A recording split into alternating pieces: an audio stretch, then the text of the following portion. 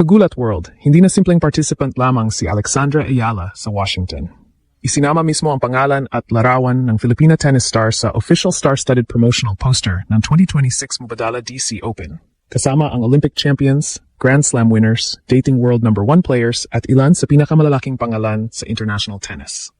Sa official post ng tournament, ipinagmalaki ng organizers na ang kanilang lineup ay may 5 top 10 players, 12 top 20 players, 4 na Grand Slam champions at 2 former world number 1. Sa parehong poster, makikita si Alex kasama sina Venus Williams, Naomi Osaka, Madison Keys, Jessica Pegula, Elina Svitolina, Zheng Qinwen, Francis Tiafoe, Ben Shelton, Alex de Minaur at Lorenzo Musetti. Hindi ito gawa-gawang fan poster. Official promotional material ito ng mismong Mubadala DC Open at inilagay si Alex bilang isa sa mga recognizable attractions ng combined ATP 500 at WTA 500 tournament sa Washington, D.C. Ang event ay nakatakdang ganapin mula July 27 hanggang August 10. Habang ang women's singles competition ay may 28-player draw. Mas lalong lumaki ang spotlight dahil hindi lamang singles ang lalaruin ni Alex. Muling bubuo ng doubles partnership sina Alex at 7-time Grand Slam singles champion Venus Williams matapos silang unang magsama sa Bad Homburg. Kinumpirma ng tournament na kabilang ang Venus-Alex tandem sa headline attractions ng doubles field. Mga kaginulat, ito ang malinaw na pagbabago sa estado ni Alex. Dati, kailangan pa niyang magpakilala sa malalaking tournament. Ngayon, ang organizers na mismo ang gumagamit sa kanyang mukha at pangalan upang ipakilala ang kanilang blockbuster event sa capital ng United States. Isang tennis convention ng mga champion ang binuo sa Washington, D.C. at nasa gitna ng pinakamalaking promotional campaign ang pangalan ng Pilipinas. Sa inilabas na official graphic ng Mubadala DC Open, makikita ang hanay ng elite players mula sa men's at women's tours.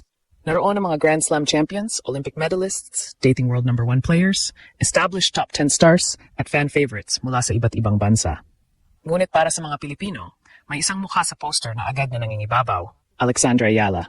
Nasa third row si Alex, kasama ng mga kilalang pangalan tulad ni Lorenzo Musetti, Leila Fernandez, Anna Kalinskaya, Arthur Fils, at Diana Schneider. Hindi siya inilagay sa maliit na sulok bilang dagdag na pangalan lamang. Malinaw ang kanyang larawan, nakasulat ang Ayala, at binigyang diin sa ilalim nito ang kanyang world ranking credential.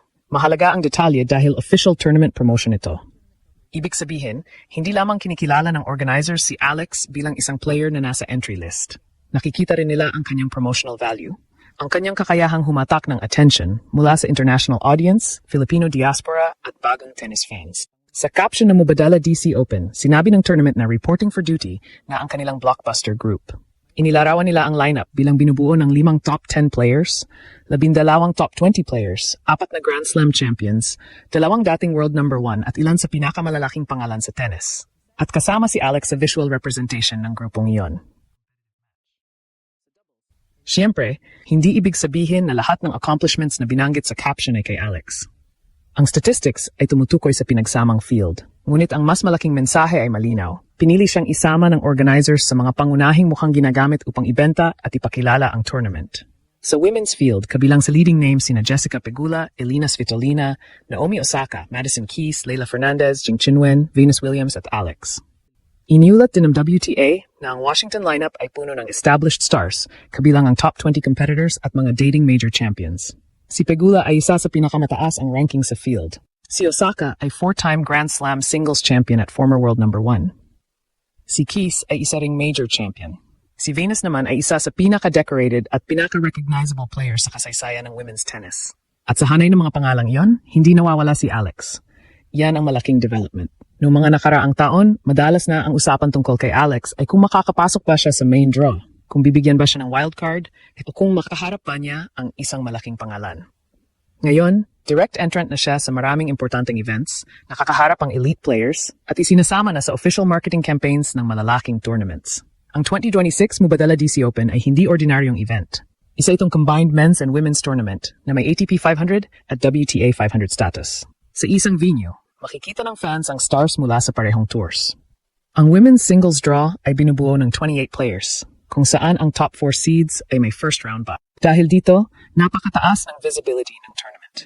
Gaganapin ito sa Washington, D.C., ang capital ng United States, at tradisyonal itong dinadaluhan ng malaking local crowd, corporate sponsors, international media, at tennis personalities. Ayon sa tournament promotion, sold out ang tickets para sa buong 2026 event, habang limitado na lamang ang ilang outer court options, isang indikasyon ng napakalakas na demand. Kaya kapag isinasama ng organizers ang larawan ni Alex sa promotional material ng ganitong event, napakalaki ng halaga nito. Hindi lamang ito tungkol sa ranking, tungkol ito sa relevance, tungkol ito sa kung sino ang pinaniniwalaan ng organizers na gustong makita ng fans, tungkol ito sa kung sino ang may kwento, following at personality na maaring magdagdag ng excitement sa tournament. At sa puntong ito, malinaw na bahagi na si Alex ng international tennis conversation. May dala rin siyang momentum mula sa kanyang historic 2026 season. Matapos ang kanyang matagumpay na grass court campaign at malalim na Wimbledon run, umuwi siya sa Pilipinas na sinalubong bilang national sporting hero. Pagkatapos ng ilang sponsor appearances at maikling pahinga, bumiyahe siyang muli patungong North America upang simulan ang hardcourt swing na hahantong sa US Open. Ngunit hindi madaling pagbabalik ang naghihintay sa Washington. Napakabigat ng field. May power hitters, experienced champions, elite defenders at players na sanay sa pressure ng biggest stages. Sa isang 28-player draw, walang maraming pagkakataong magkaroon ng madaling opening match. Isang dangerous opponent agad ang maaring makaharap ni Alex sa first round. Ang official draw ceremony ay tinakda sa July 25th, alas 3 ng hapon sa Washington time. Doon malalaman kung sino ang unang haharapin ni Alex at kung anong potential pathway ang naghihintay sa kanya papunta sa later rounds. Subalit kahit bago pa lumabas ang draw, may naipanalo na siyang mahalagang laban. Ang laban para sa recognition. Hindi na kailangang pilitin ng Filipino fans ang international organizers na pansinin siya. Sila na mismo ang naglalagay kay Alex sa poster. Sila na mismo ang tumatawag sa field na puno ng biggest names. At kasama sa visual identity ng event ang isang 21-year-old Filipina na patuloy na binabago ang tingin ng mundo sa Philippine tennis. May isa pang dahilan kung bakit hindi ordinaryo ang Washington tournament para kay Alex. Hindi lamang siya sasabak sa singles.